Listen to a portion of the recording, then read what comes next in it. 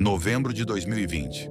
O Brasil ainda lutava contra o isolamento da pandemia, mas no painel da Bolsa de Valores B3, uma ação parecia desafiar a gravidade.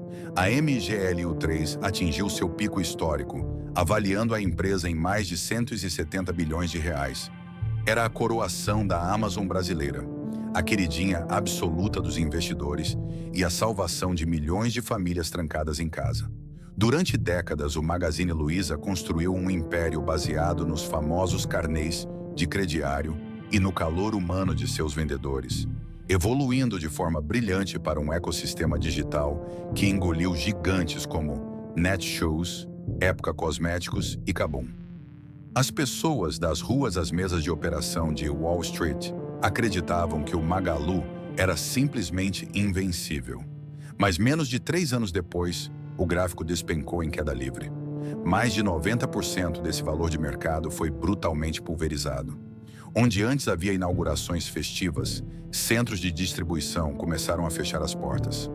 Funcionários históricos foram demitidos e a ilusão do crescimento infinito colidiu de frente com a dura realidade da inflação, dos juros sufocantes e de uma invasão silenciosa, porém letal, de aplicativos asiáticos brilhando na tela do celular de cada brasileiro.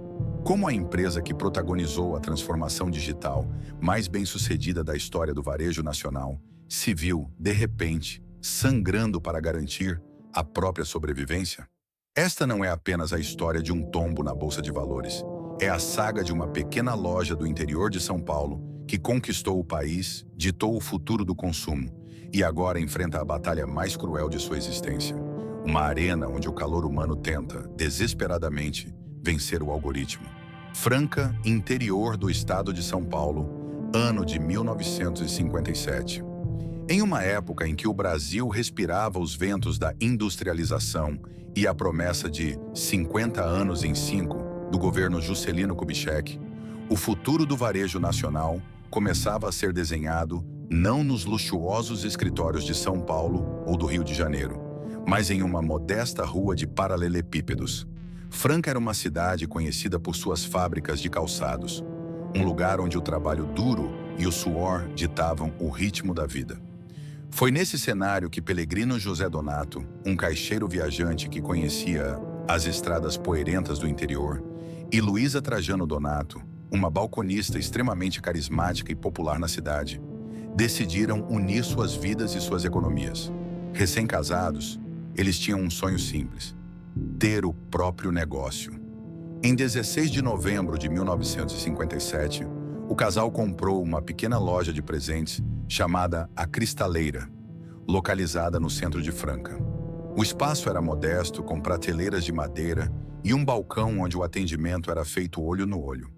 No entanto, o nome A Cristaleira parecia antiquado, limitando a visão que Pellegrino e Luiza tinham para o futuro. Eles queriam vender mais do que apenas cristais e presentes. Queriam vender o que as famílias precisavam para montar seus lares. Foi então que ocorreu o primeiro grande golpe de genialidade comercial da história da empresa, muito antes de existirem departamentos de marketing ou campanhas virais. Em vez de simplesmente pendurarem uma nova placa na fachada, os fundadores decidiram envolver toda a comunidade. Eles procuraram a PRB5, a rádio local mais ouvida de Franca, e lançaram um concurso cultural. Os próprios moradores da cidade escolheriam o novo nome da loja. A resposta foi avassaladora. As pessoas enviaram cartas e sugestões, engajando-se na brincadeira. Como Luiza Trajano Donato já era uma figura extremamente querida por trás do balcão, conhecida por todos como Tia Luiza, os ouvintes não tiveram dúvidas. A esmagadora maioria votou para que a loja levasse o nome de sua vendedora favorita. Assim, a Cristaleira foi rebatizada como Magazine Luiza. Esse evento aparentemente simples plantou o DNA mais profundo da marca, o sentimento de pertencimento. O Magazine Luiza não era apenas a loja do Pellegrino e da Luiza. Era a loja de Franca, batizada pelo povo. A partir daquele momento, a lojinha começou a se diferenciar por uma cultura que, décadas depois, as corporações chamariam de foco no cliente, mas que para a Tia Luiza era apenas educação e empatia. Ela sabia o nome de quem entrava pela porta. Perguntava sobre os filhos, oferecia um café fresco e ouvia as histórias das donas de casa. A loja tornou-se uma extensão da sala de estar dos clientes. O ato de vender não era uma transação fria, mas a construção de um relacionamento duradouro. No entanto, simpatia não enchia a casa de móveis. O Brasil das décadas de 1950 e 1960 era um país onde o crédito bancário era um privilégio exclusivo dos ricos. A classe trabalhadora, que sustentava o crescimento do país, não tinha dinheiro à vista para comprar as inovações que começavam a mudar o mundo doméstico. Como uma família operária de Franca poderia comprar a sua primeira televisão, um artigo de luxo que era o centro das atenções da vizinhança? Como poderiam adquirir uma geladeira para substituir a velha caixa de gelo? A resposta do Magazine Luiza foi o fortalecimento do crediário, popularizado através dos famosos carnês. O carnê era muito mais do que um instrumento financeiro. Era um voto de confiança. A loja confiava na palavra e no suor do trabalhador. Todo mês o cliente voltava à loja com seu carnê em mãos para pagar a parcela. Esse retorno mensal não era visto como um incômodo, mas como uma oportunidade. A cada pagamento da prestação da televisão, o cliente tomava mais um café, batia mais um papo com a tia Luísa e acabava levando um liquidificador, um jogo de panelas ou um rádio. O carnê democratizou o consumo e criou um ciclo de lealdade inquebrável. As famílias compravam os móveis do casamento, depois o berço do primeiro filho e, anos depois, os presentes dos netos. Tudo nas páginas daquele bloquinho de papel. Apoiada nessa fundação sólida de calor humano e inclusão pelo crédito, a pequena loja de Franca começou a transbordar. Na década de 1970, o Magazine Luiza abriu suas primeiras filiais em cidades vizinhas como Barretos e Igarapava. A expansão era cuidadosa, replicando a mesma cultura de proximidade em cada nova praça. Pellegrino e Luiza haviam construído um modelo de sucesso regional incontestável. Contudo, para transformar aquela rede do interior paulista em um império nacional, capaz de desafiar as gigantes do varejo que dominavam as capitais, a empresa precisaria de uma revolução.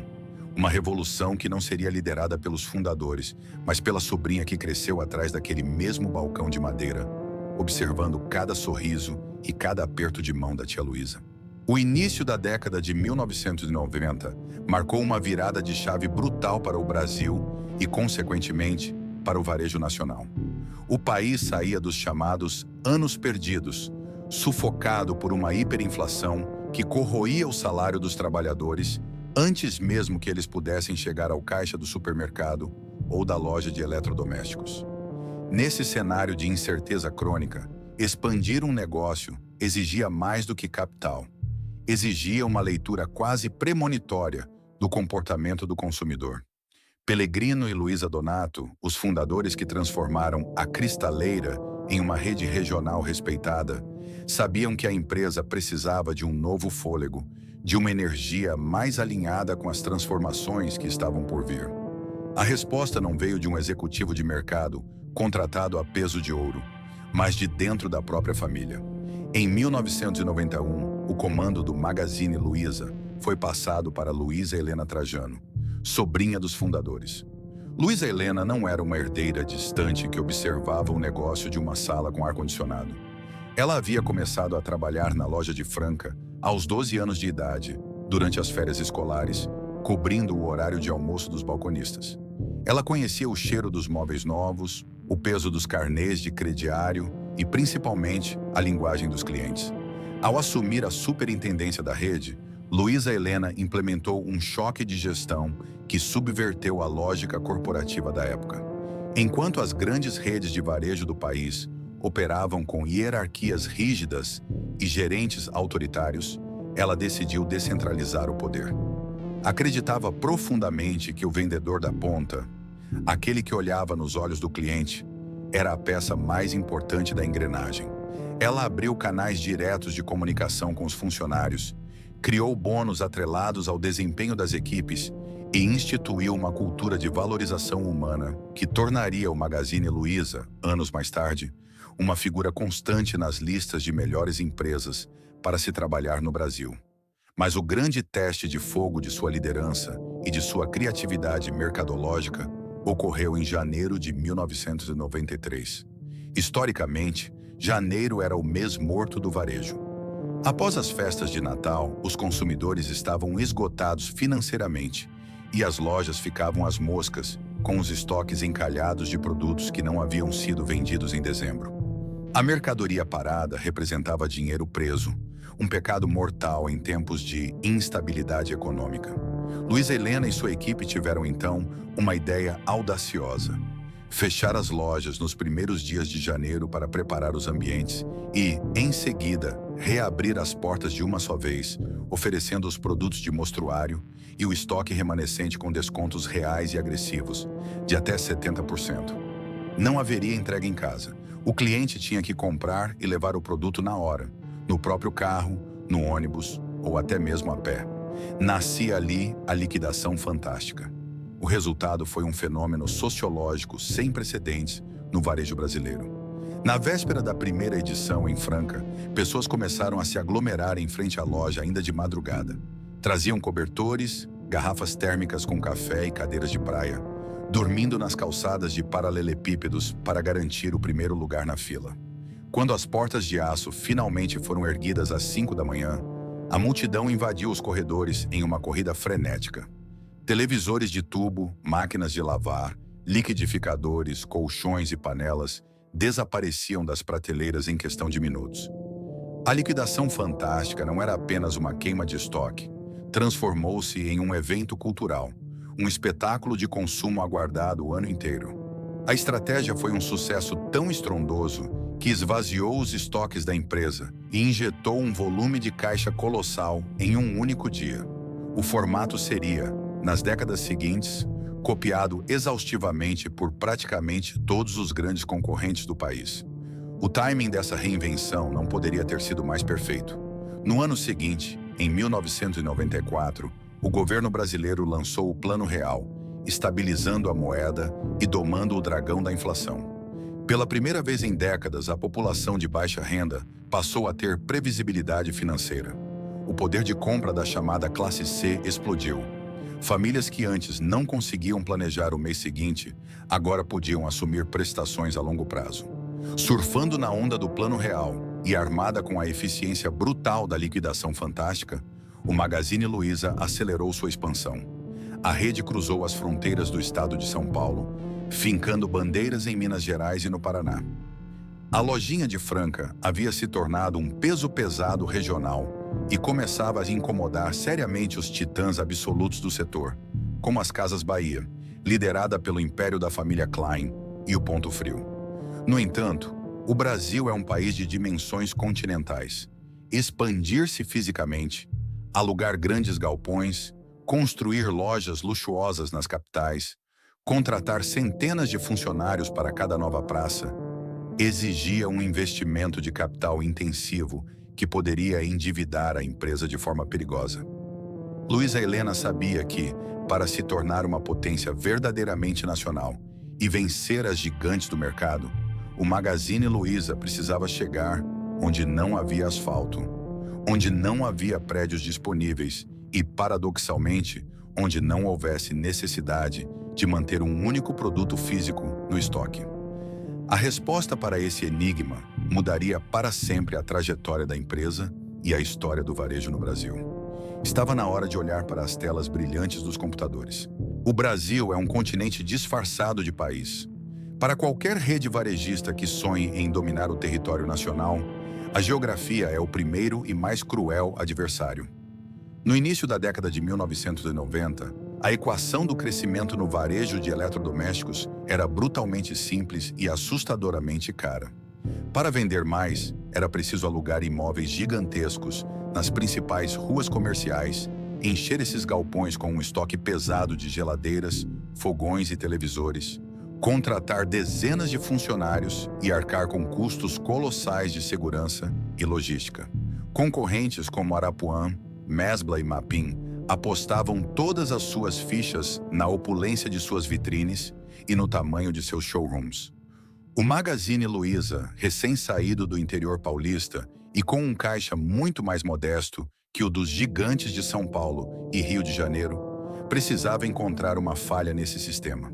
Se tentassem jogar o jogo das grandes metrópoles com as mesmas armas, seriam esmagados pelo peso do próprio custo operacional. Foi dessa vulnerabilidade financeira que nasceu, em 1992, uma das inovações mais radicais da história do varejo global. Muito antes da popularização da internet comercial no Brasil, muito antes dos smartphones e do Vale do Silício ditar as regras do comércio eletrônico, Luiza Helena Trajano e sua equipe inauguraram a primeira loja virtual do país. A premissa soava como uma piada de mau gosto para os veteranos do setor. Imagine o cenário. O cliente entrava em uma loja do Magazine Luiza e não encontrava um único produto físico à venda. Não havia sofás para testar, nem portas de micro-ondas para abrir. O espaço físico era mínimo, reduzindo drasticamente o valor do aluguel. Lá dentro havia apenas mesas, cadeiras, os tradicionais vendedores e equipamentos de computador, rodando um software de catálogo em disquetes e, mais tarde, em CD-ROMs. O vendedor sentava-se ao lado do cliente, mantendo o inegociável calor humano e o contato visual da lojinha de Franca, e mostrava os produtos na tela do computador. As fotos, vídeos curtos e descrições detalhadas substituíam o mostruário físico. O cliente escolhia, passava pela clássica análise de crédito para a emissão do carnê, e a mercadoria era despachada diretamente do centro de distribuição para a sua casa. Nos círculos executivos, a concorrência riu. A sabedoria convencional ditava que o consumidor brasileiro de classe popular jamais compraria uma máquina de lavar sem antes bater na lataria. Diziam que era uma loucura tentar vender um sonho de consumo através de um monitor de tubo. Mas os críticos ignoraram um detalhe fundamental: a confiança. O cliente não confiava na tela do computador. Ele confiava no vendedor da camisa azul que estava sentado ao seu lado, servindo-lhe um café. O Magazine Luiza conseguiu algo impensável. Digitalizou o catálogo, enxugou os custos de estoque em mais de 50%, mas preservou a alma do negócio. As lojas virtuais, mais tarde rebatizadas de lojas eletrônicas, espalharam-se rapidamente por pequenas cidades, onde abrir uma megastore seria financeiramente inviável. Foi um laboratório perfeito que vacinou a empresa contra a falência, que em breve engoliria seus rivais presos ao modelo pesado e arcaico. E sem saber, o Magazine Luiza estava preparando o terreno para uma revolução ainda maior. A virada do milênio trouxe consigo a febre da internet. A World Wide Web deixou de ser um experimento acadêmico para invadir as casas brasileiras através das lentas e barulhentas conexões de escadas. No ano 2000, o varejo tradicional olhava para a internet com um misto de fascínio e pânico. Grandes redes começaram a abrir seus sites de e-commerce, mas cometiam um erro estratégico fatal. Tratavam a operação online como uma empresa completamente separada das lojas físicas. Eram CNPJs diferentes, equipes diferentes e, frequentemente, concorrentes entre si. O site roubava vendas da loja física, criando uma guerra interna autodestrutiva. Foi nesse cenário de incertezas que a terceira geração da família fundadora entrou em cena. Frederico Trajano, filho de Luiza Helena, havia se formado em administração e respirava tecnologia. Ele percebeu, antes de praticamente qualquer outro executivo do setor, que o futuro não seria apenas físico e nem apenas digital, mas uma fusão absoluta dos dois mundos.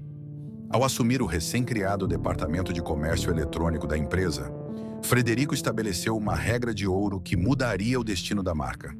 O magazineluiza.com.br não seria um inimigo das lojas físicas, mas sim a sua maior e mais eficiente filial. Essa decisão de integração omnicanal, multicanalidade, que hoje é ensinada como conceito básico nas faculdades de negócios, era uma heresia na época. Frederico desenhou um sistema onde as lojas físicas serviam como pontos de apoio para as vendas online. Os vendedores das lojas físicas eram incentivados a usar o site para vender produtos que não estavam no estoque imediato daquele bairro, ganhando comissão pela venda digital. A transição não foi indolor. Houve profunda resistência cultural interna. Como convencer um vendedor que passou 30 anos preenchendo carnês de papel a confiar em um sistema de computador que processava compras com cartão de crédito via internet? A resposta novamente foi o treinamento e a humanização da tecnologia. O site do Magazine Luiza não foi desenhado para ser frio, como o de uma gigante americana de tecnologia. Ele foi pensado para ser didático, colorido, explicativo, guiando o consumidor de primeira viagem, aquele que talvez estivesse segurando um mouse pela primeira vez na vida, em cada passo da compra. Enquanto a bolha das empresas .com estourou no início dos anos 2000, dizimando centenas de startups que queimaram bilhões de dólares sem gerar lucro real, o laboratório digital do Magazine Luiza florescia. Eles não dependiam exclusivamente do digital para sobreviver. A operação online era subsidiada pela robustez e pelo caixa gerado nas lojas físicas. Essa estrutura híbrida revelou-se o colete salva-vidas perfeito. Enquanto colossos do varejo físico brasileiro, como Mapping, Mesbla e posteriormente a Arapuã, afundavam sob o peso de dívidas colossais, má gestão e estoques apodrecidos, o Magazine Luiza transformava-se silenciosamente em uma máquina híbrida de vendas. O laboratório havia sido concluído com sucesso. A semente da tecnologia estava definitivamente plantada. O que o mercado brasileiro estava prestes a presenciar não seria apenas o crescimento de uma loja, mas a construção de um ecossistema que reescreveria todas as regras do jogo. A lojinha estava prestes a se tornar um monstro digital. Em meados da década de 2010, o Brasil passava por uma nova e silenciosa revolução estrutural. O acesso à internet, que antes dependia de computadores de mesa caros e conexões fixas, foi democratizado de forma explosiva pelos smartphones. Milhões de brasileiros das classes C, D e E estavam pela primeira vez segurando o mundo na palma de suas mãos. Para o varejo, o campo de batalha havia mudado definitivamente. Não bastava mais ter a melhor loja na rua principal ou o maior centro de distribuição. A guerra agora era pelo espaço limitado na tela do celular do cliente. Nesse cenário de hiperconectividade, o nome Magazine Luiza carregava um peso histórico imenso, mas soava longo, tradicional e analógico demais para uma geração que se comunicava por mensagens instantâneas e rolava feeds em frações de segundo. A empresa precisava de uma identidade mais ágil, mais íntima e que coubesse perfeitamente no ícone de um aplicativo. O mercado e os próprios consumidores já haviam encontrado a solução, chamando a loja carinhosamente por um apelido. Foi assim que a diretoria tomou uma decisão ousada. O tradicional Magazine Luiza passaria por um rebranding monumental, adotando oficialmente a marca Magalu. Mas mudar o nome e o logotipo de uma empresa com mais de meio século de história era um risco gigantesco. Como modernizar a fachada digital sem perder o calor humano? A alma de balconista que havia construído o império desde Franca? A resposta veio na forma de uma das tacadas de marketing mais brilhantes do século XXI. O Magalu não criou apenas um aplicativo funcional. Eles criaram uma persona. A personagem Lu do Magalu, que havia surgido anos antes como um avatar simples de suporte técnico chamado Tia Luísa, foi totalmente remodelada com tecnologia 3D. A Lu não era um robô frio projetado apenas para vender. Ela foi dotada de personalidade, emoções e um guarda-roupa virtual atualizado. Ela dava dicas de como usar um smartphone novo, chorava quando a seleção brasileira perdia na Copa do Mundo, interagia com celebridades no Twitter e até mesmo se posicionava contra a violência doméstica em campanhas de conscientização. A Lu tornou-se a vendedora perfeita para a era digital. Ela estava disponível 24 horas por dia, 7 dias por semana, atendendo milhões de pessoas simultaneamente com a mesma paciência e simpatia que a Tia Luísa original demonstrava atrás do balcão de madeira em 1957. O sucesso da personagem transcendeu o varejo. A Lu do Magalu tornou-se a influenciadora virtual mais seguida do mundo, ultrapassando avatares de marcas globais e celebridades internacionais. Ela humanizou o algoritmo, ensinando os brasileiros de todas as idades a confiarem no botão de comprar do aplicativo, com a mesma segurança com que assinavam um carnê de papel. Com a interface digital perfeitamente polida e uma garota propaganda virtual que arrastava multidões de seguidores, o Magalu estava pronto para o próximo passo de sua metamorfose. Em 2016, Frederico Trajano assumiu oficialmente o cargo de CEO da companhia. Sob sua liderança, a ambição da empresa deixou de ser apenas a maior varejista do Brasil para se tornar algo muito mais complexo e rentável. Um ecossistema completo. Uma plataforma tecnológica. A lógica de Frederico era implacável. Um cliente compra uma geladeira ou uma televisão a cada 5 ou 10 anos. Isso gera um pico de receita, mas não gera recorrência. Para que o aplicativo do Magalu não fosse deletado do celular do usuário após a entrega do fogão, a empresa precisava vender produtos que as pessoas comprassem todos os meses, todas as semanas, todos os dias. O Magalu precisava se transformar em um super app, inspirado nos modelos asiáticos como o WeChat ou o Alibaba, onde o usuário resolve toda a sua vida em um só lugar. Como não havia tempo para construir essas novas categorias do zero, o Magalu foi às compras. E foi com um apetite voraz. A empresa iniciou uma agressiva temporada de aquisições que chocou o mercado. Eles compraram à época cosméticos para dominar o setor de beleza, um mercado de alta recorrência entre as mulheres brasileiras. Compraram a estante virtual para atrair o público leitor. Mas o grande divisor de águas ocorreu em 2019, quando o Magalu travou uma guerra épica contra a Centauro nos bastidores corporativos e arrematou a Netshoes. Ao comprar a Netshoes, o Magalu não estava adquirindo apenas um estoque de tênis e camisas de futebol. Estava comprando uma gigantesca base de dados de clientes, tecnologia de e-commerce e uma logística já estabelecida no setor de vestuário. Pouco tempo depois, eles avançariam ainda mais, comprando o Kabum, a maior referência em e-commerce de tecnologia e games do país, e até mesmo plataformas de conteúdo como o Jovem Nerd, para reter a atenção dos jovens geeks e transformá-los em consumidores de sua plataforma. Nas mesas de operação da Faria Lima, o coração financeiro de São Paulo, os analistas e gestores de fundos assistiam a essa transformação em choque e puro êxtase. A narrativa havia mudado completamente. Nas apresentações para investidores, Frederico Trajano declarava: "Não somos uma empresa de varejo que usa tecnologia. Somos uma empresa de tecnologia que atua no varejo." Essa simples mudança de semântica teve um efeito atômico no valor da companhia. Empresas de varejo físico são avaliadas pelo mercado como negócios de margens espremidas, dependentes de estoque e aluguel. Empresas de tecnologia são avaliadas como plataformas de crescimento infinito e escalabilidade global. O mercado financeiro decidiu que o Magalu pertencia ao segundo grupo. As ações da empresa, MGLU3, iniciaram uma escalada histórica, multiplicando-se por dezenas, centenas de vezes em poucos anos. O Magalu tornou-se o grande case de sucesso da Bolsa de Valores brasileira, a ação que enriqueceu quem acreditou nela desde o início. A empresa nadava em dinheiro de investidores ansiosos para financiar a Amazon brasileira. Tudo parecia perfeito. A engrenagem rodava em velocidade máxima, alimentada por juros baixos, otimismo do mercado e um aplicativo viciante. O Magalu acreditava ter construído um império à prova de balas. Mas o que eles não sabiam é que o mundo inteiro estava prestes a parar e que essa paralisação traria o maior pico de glória e a ilusão mais perigosa que a companhia já enfrentaria. Março de 2020. O mundo parou.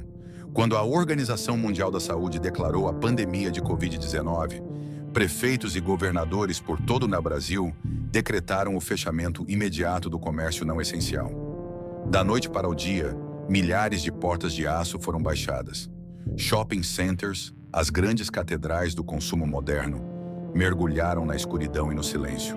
Para o varejo tradicional brasileiro, que dependia visceralmente do tráfego de pedestres e do contato físico, o cenário não era apenas uma crise. Parecia uma sentença de morte. Houve pânico nas diretorias de quase todas as grandes redes.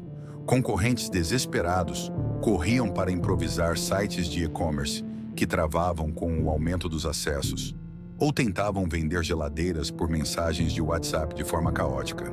Mas nos escritórios do Magalu, o sentimento não era de improviso.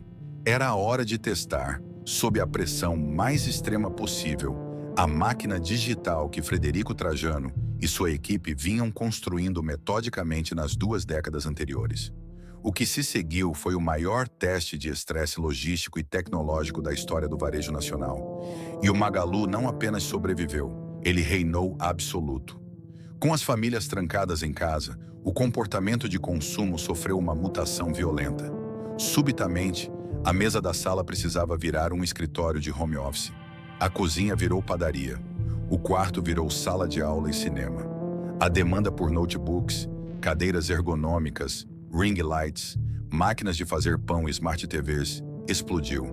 E enquanto a concorrência patinava com problemas de entrega e sistemas fora do ar, o aplicativo do Magalu funcionava perfeitamente. Os centros de distribuição operavam em capacidade máxima e a multicanalidade provou seu valor definitivo. As lojas físicas, mesmo fechadas para o público, transformaram-se em dark stores, pequenos centros de distribuição avançados que garantiam entregas em prazos recordes. Mais do que apenas faturar com o isolamento, o Magalu executou uma jogada de mestre no campo das relações públicas e da estratégia de plataforma. Vendo o desespero dos pequenos comerciantes de bairro que não tinham como vender de portas fechadas, a empresa lançou o Parceiro Magalu. A iniciativa permitiu que o dono da lojinha de sapatos da esquina ou a vendedora de roupas do interior colocassem seus estoques dentro do aplicativo do Magalu, vendendo para o Brasil inteiro em troca de uma taxa. A narrativa era imbatível. O Magalu posicionava-se como o grande bote salva-vidas do varejo brasileiro. A empatia histórica da tia Luísa havia sido finalmente escalada por meio de algoritmos. O resultado financeiro foi brutal. As vendas digitais cresceram a taxas de 3 dígitos, engolindo parcelas imensas de mercado e transformando a empresa na principal via de acesso ao consumo durante a maior crise sanitária do século. A performance impecável do Magalu durante os meses mais duros do isolamento criou um fenômeno paralelo, desta vez nos monitores da Faria Lima. A pandemia gerou uma anomalia histórica na economia brasileira.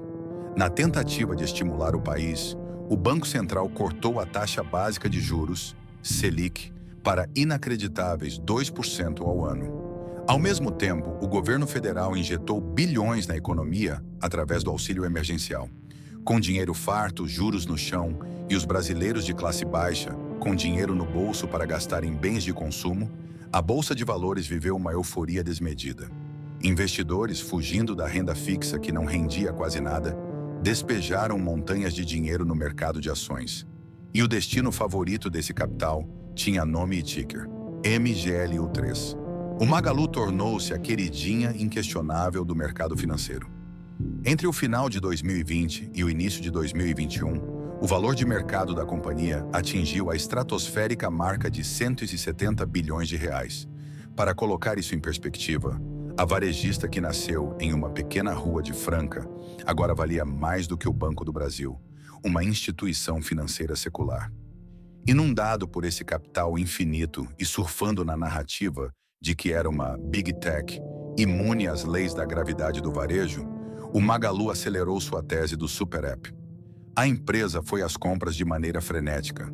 Compraram plataformas de delivery de comida, Ai Que Fome, dezenas de startups de logística, Sodebo, GFL, empresas de tecnologia financeira, Hub Fintech, e veículos de mídia geek e de tecnologia, Canaltech e Jovem Nerd, além de desembolsarem bilhões na aquisição do Kabum, consolidando o domínio absoluto no público gamer.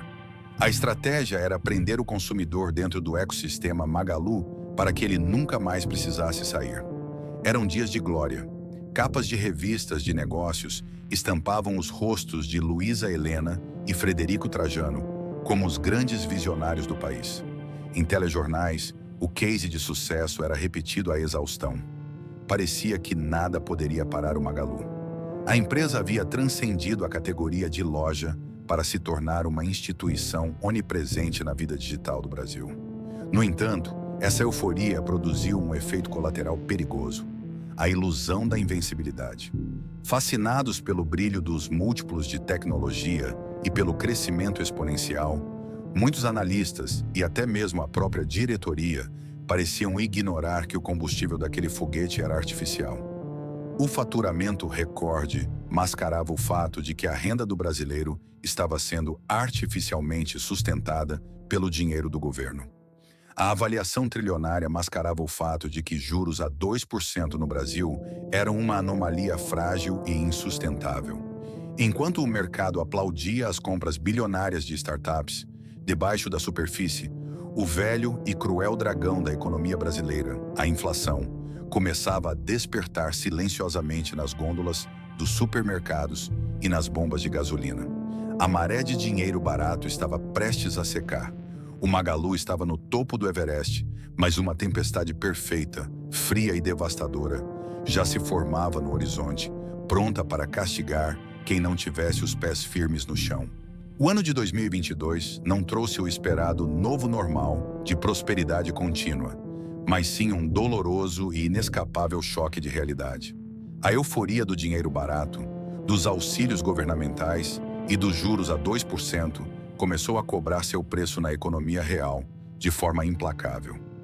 A inflação, o fantasma histórico que sempre assombrou as famílias brasileiras e que moldou a própria existência do varejo nacional nas décadas passadas, voltou com uma força avassaladora.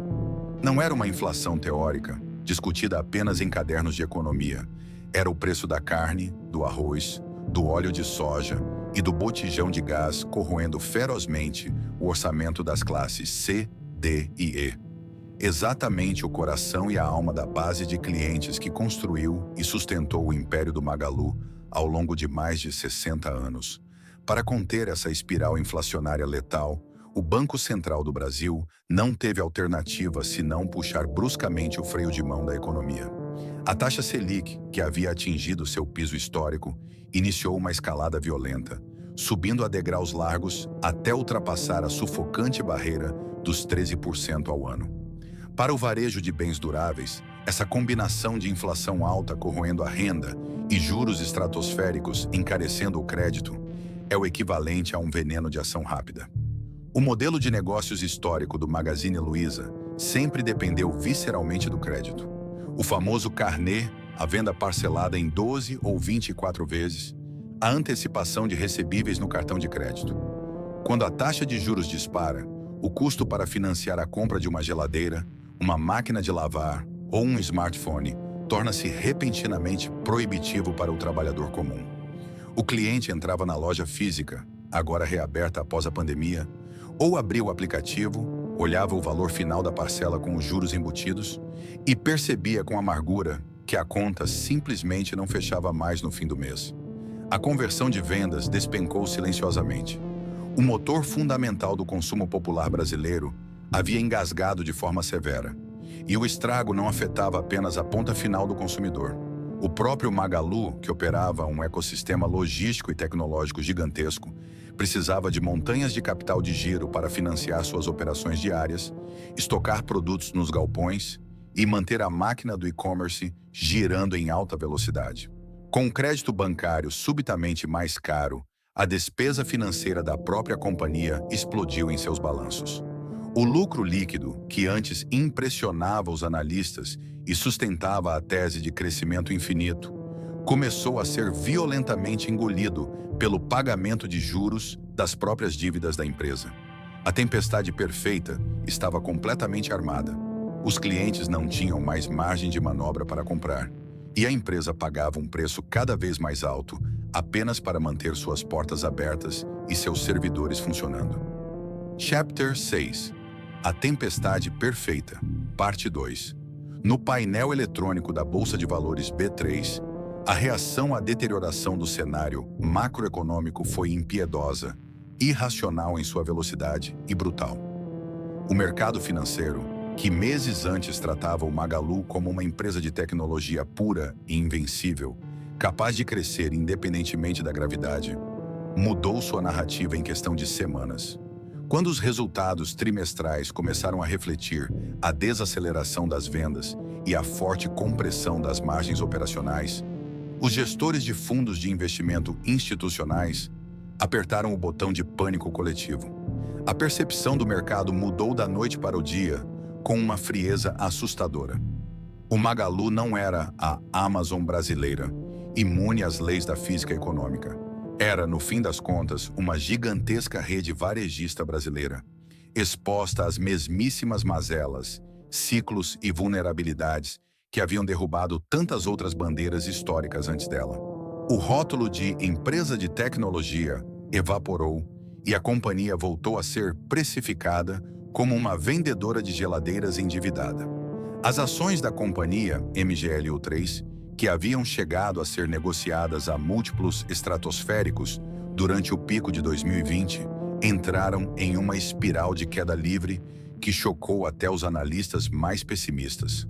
O gráfico de valorização parecia um precipício sem fundo. Mês após mês, trimestre após trimestre, a sangria continuava impiedosamente.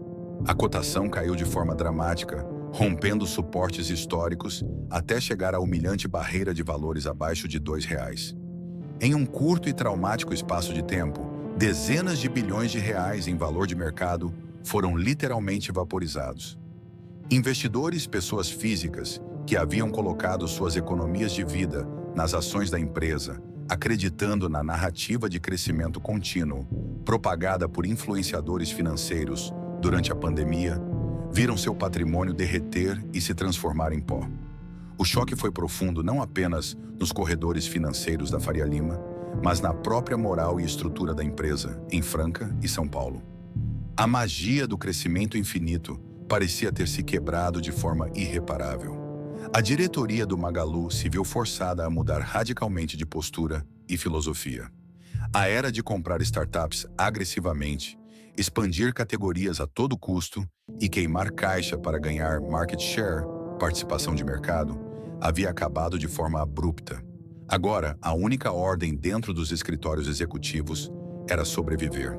Era preciso focar obsessivamente na rentabilidade de cada transação, demitir pessoal, fechar centros de distribuição redundantes, renegociar duramente com fornecedores e cortar despesas operacionais em todas as frentes possíveis.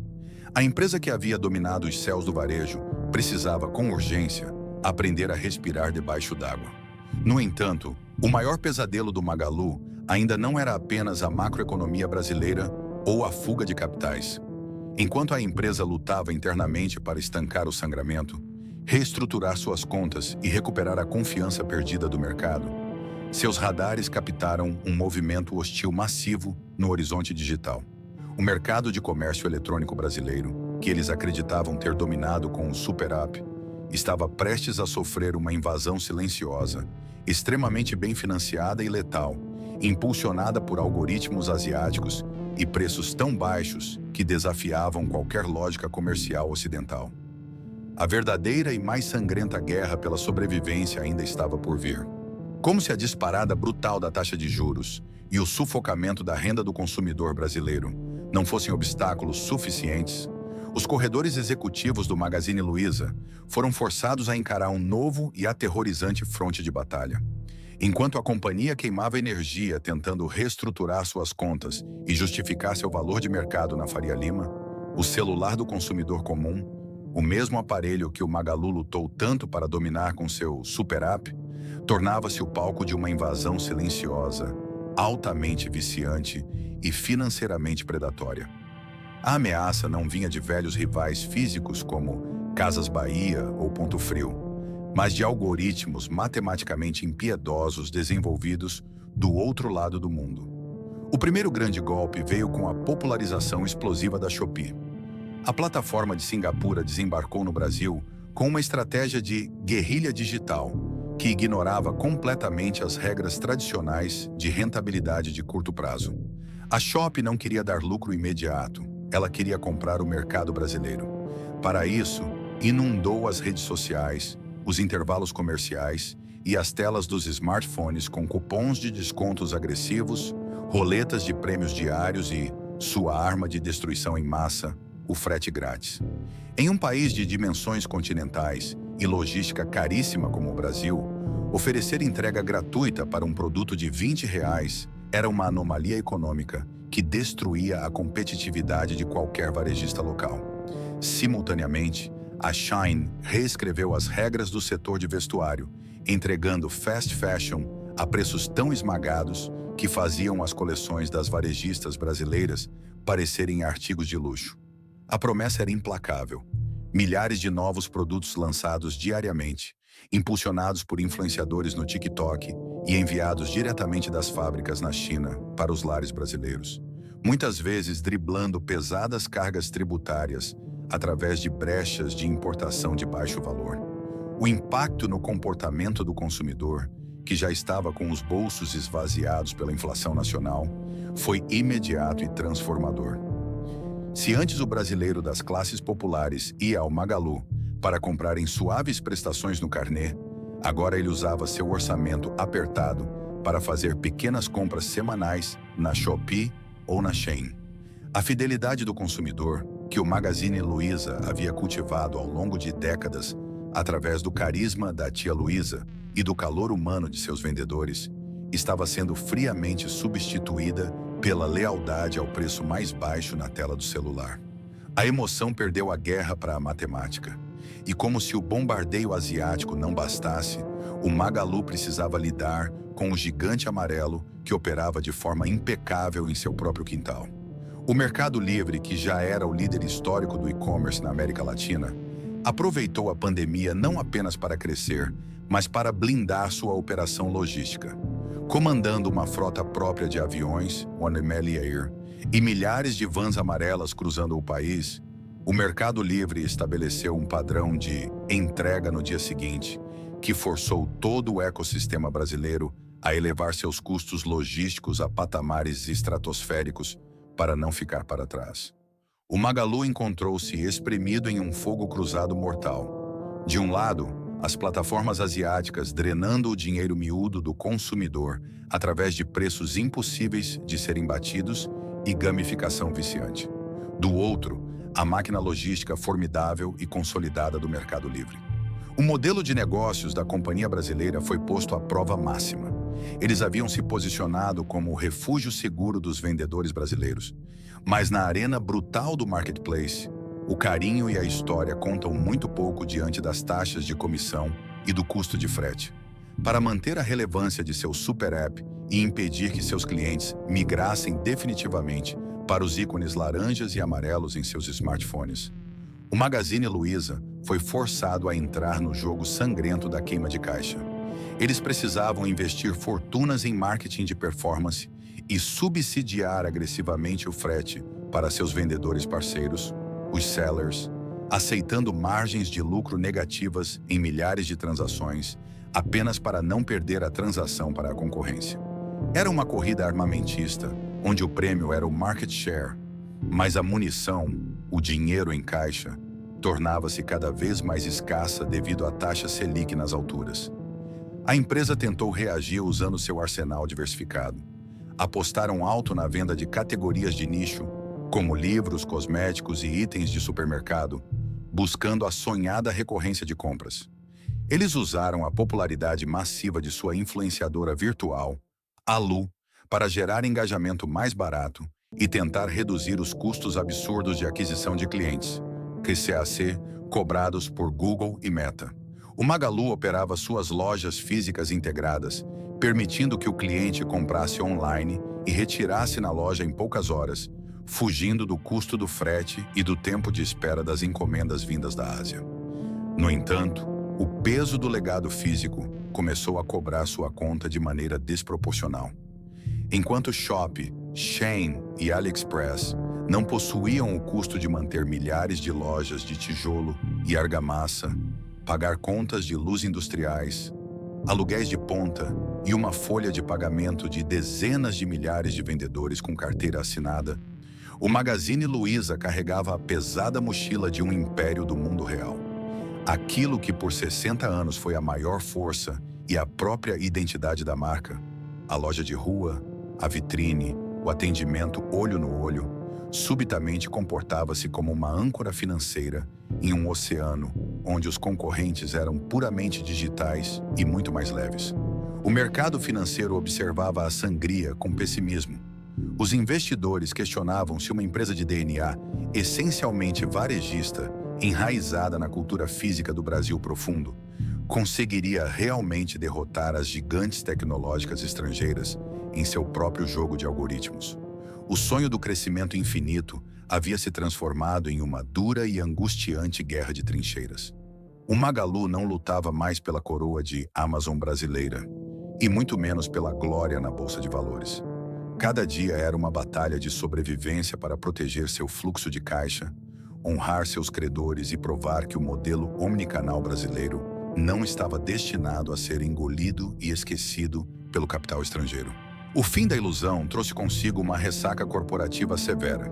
Para o Magazine Luiza, o período entre 2023 e o início de 2024 não foi sobre conquistar novos territórios, bater recordes de vendas ou anunciar aquisições bilionárias nas capas das revistas de negócios. Foi sobre uma dolorosa, cirúrgica e urgente operação de emergência.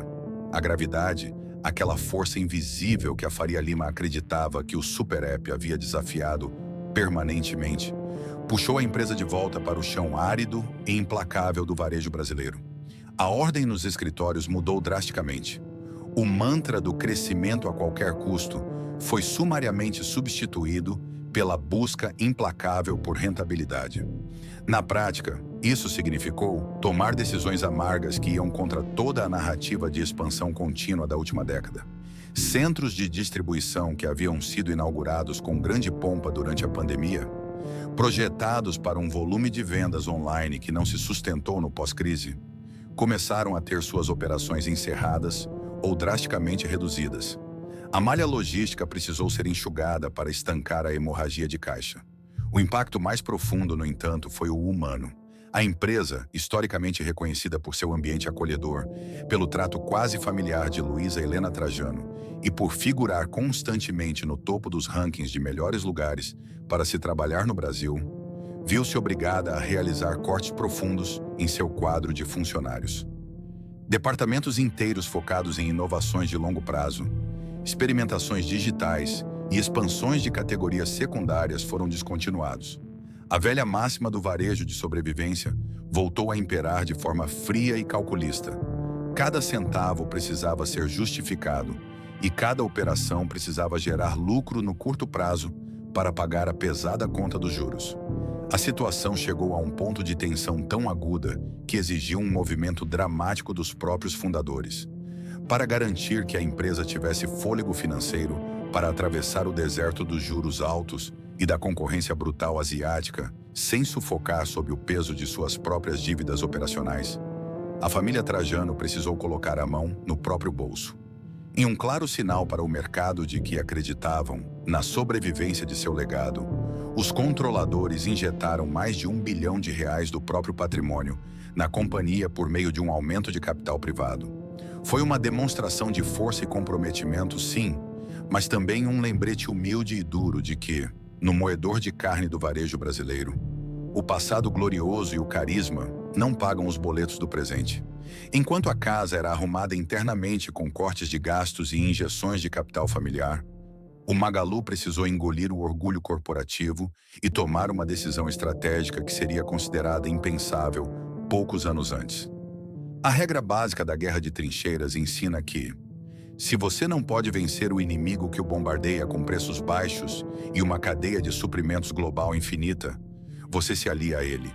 Em um movimento que chocou analistas do setor e redefiniu a dinâmica do comércio eletrônico nacional, o Magazine Luiza anunciou uma parceria histórica e surpreendente com o AliExpress, o gigantesco braço de e-commerce chinês pertencente ao grupo Alibaba.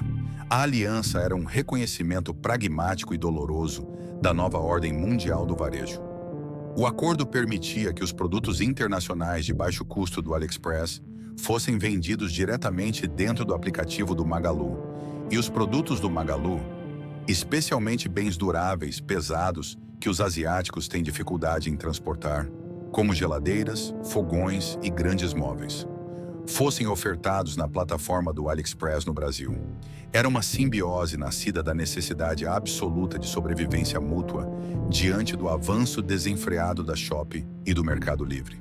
Os chineses ganhavam acesso imediato à capilaridade, à confiança histórica da marca e à logística pesada da rede brasileira. Em troca, o Magalu passava a oferecer o cobiçado portfólio cross-border, produtos importados baratos desde capinhas de celular até pequenos eletrônicos, sem precisar arcar com o risco e os custos de inventário internacional, ganhando uma comissão por cada venda. Essa parceria monumental representou o fim definitivo da fase de negação. O Magalu assumiu publicamente que o mercado brasileiro não seria monopolizado por um único super app nacional que venceria todas as frentes. A invasão asiática não era uma chuva passageira, era uma mudança climática permanente. A única forma de sobreviver era se adaptar e faturar dentro desse ecossistema híbrido e altamente fragmentado. Hoje, as lojas físicas com letreiros azuis continuam abrindo suas portas nas manhãs brasileiras, e o aplicativo comandado pela influenciadora Lu continua no celular de milhões. Mas a operação roda sob uma nova filosofia, a da humildade operacional. O Magalu voltou a ser, em sua essência, um varejista puro, lutando bravamente por centavos de margem em cada transação, em vez de focar apenas no valor de suas ações na bolsa. A empresa não quebrou, não desapareceu como o Mapping ou a Mesbla, nem pediu recuperação judicial como a Arapuã, porque teve a sabedoria de digitalizar-se a tempo. Contudo, essa gigantesca montanha-russa cobrou seu pedágio. Sobreviver à gravidade provou ser um feito formidável, mas que deixou cicatrizes profundas e permanentes na estrutura, na conta bancária e na alma da corporação. O Brasil é, historicamente, um implacável cemitério de impérios varejistas. Se olharmos para o retrovisor das últimas décadas, veremos as ruínas de gigantes que um dia pareceram inabaláveis. O Mapim dominou o coração de São Paulo, mas desmoronou sob o peso de dívidas e má gestão.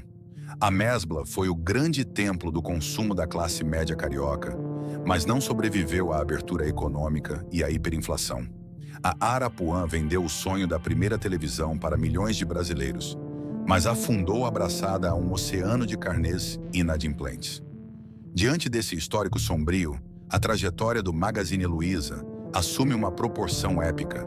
A empresa não quebrou, não fechou suas portas definitivamente e não foi engolida por um conglomerado estrangeiro. A lojinha de Franca sobreviveu porque teve a audácia de assassinar o seu próprio modelo de sucesso antes que o mercado o fizesse. Ao criar o laboratório digital na década de 1990 e abraçar a omnicanalidade sob a liderança de Frederico Trajano, o Magalu construiu o bote salva-vidas que o impediria de afundar junto com as antigas lojas de departamento. No entanto, a montanha-russa violenta que a companhia enfrentou entre o auge da pandemia, em 2020, e o choque de realidade de 2023 deixou uma lição tétrica e inesquecível para todo o ecossistema de negócios do país. Na era digital, o passado não protege ninguém. A narrativa de que uma rede de lojas físicas poderia se transformar, por decreto de mercado, em uma empresa de tecnologia pura, Big Tech, provou ser uma ilusão perigosa. O Magalu descobriu da pior forma que, por mais brilhante que seja o seu aplicativo, por mais carismática que seja a sua influenciadora virtual, o varejo brasileiro sempre será refém da economia real. A taxa Selic, a inflação na gôndola do supermercado e o preço do botijão de gás ainda são os verdadeiros algoritmos que ditam se o trabalhador poderá ou não apertar o botão de comprar no fim do mês. Além disso, a invasão asiática provou que o conceito de lealdade do consumidor foi reescrito. O calor humano, o sorriso da tia Luísa e o cafezinho servido na loja física criaram a base da empresa no século XX. Mas no século XXI, a lealdade compete a cada segundo com a conveniência do frete grátis e a gamificação dos descontos agressivos na tela de um celular. O fato de o Magazine Luiza ter se aliado ao AliExpress é o símbolo máximo dessa nova era. Não há mais espaço para hegemonias absolutas. O futuro do varejo é fragmentado, colaborativo e brutalmente competitivo em suas margens. O legado do Magazine Luiza, portanto, não é o de uma empresa invencível, é o de uma organização profundamente resiliente. Eles ensinaram o Brasil a comprar a prazo no carnê de papel e, décadas depois, ensinaram esse mesmo Brasil a confiar em uma transação virtual. A marca transcendeu o papel de vendedora de geladeiras para se tornar um termômetro vivo da própria economia e da cultura de consumo nacional. As lojas físicas do Magalu continuam abertas, não mais como catedrais isoladas, mas como hubs logísticos e pontos de contato de um ecossistema digital que respira, sofre e se adapta diariamente.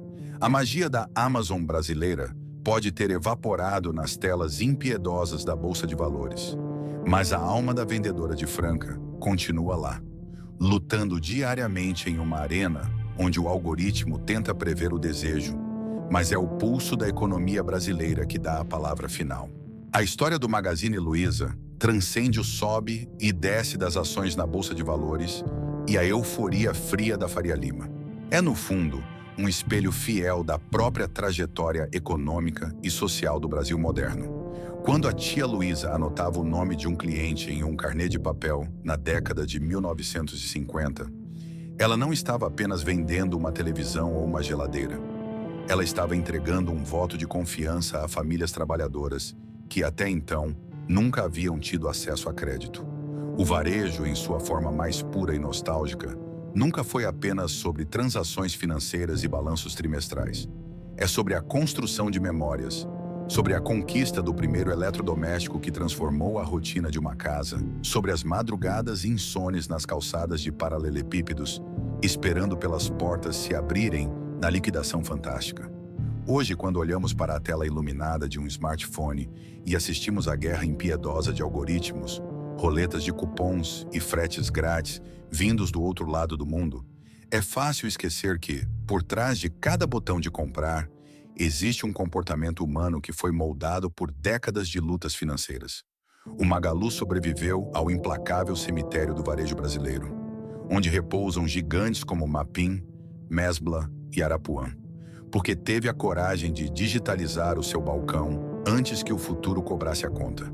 Mas a cicatriz deixada por essa montanha-russa recente e violenta nos ensina uma lição inegociável. Nenhuma corporação, por maior, mais rica e mais tecnológica que pareça, está imune à gravidade da economia real. A euforia dos juros baixos passa, mas o bolso do consumidor e o peso da inflação sempre darão a palavra final. O império se transformou, a concorrência agora opera em escala global e as tradicionais lojas físicas hoje dividem seu espaço com caixas de papelão e logística avançada. Mas a essência daquela pequena lojinha no interior de São Paulo ainda luta diariamente para provar que, mesmo na era fria da inteligência artificial, a resiliência e a adaptação são a verdadeira alma do negócio. E você? Qual é a sua principal memória com o Magazine Luiza? Lembra da primeira compra que a sua família fez no crediário ou de alguma história nas clássicas liquidações de janeiro? Deixe sua lembrança aqui nos comentários. Não se esqueça de se inscrever no canal e compartilhar este documentário para continuarmos resgatando as grandes histórias, as quedas e as batalhas que moldaram o consumo no Brasil. Até a próxima.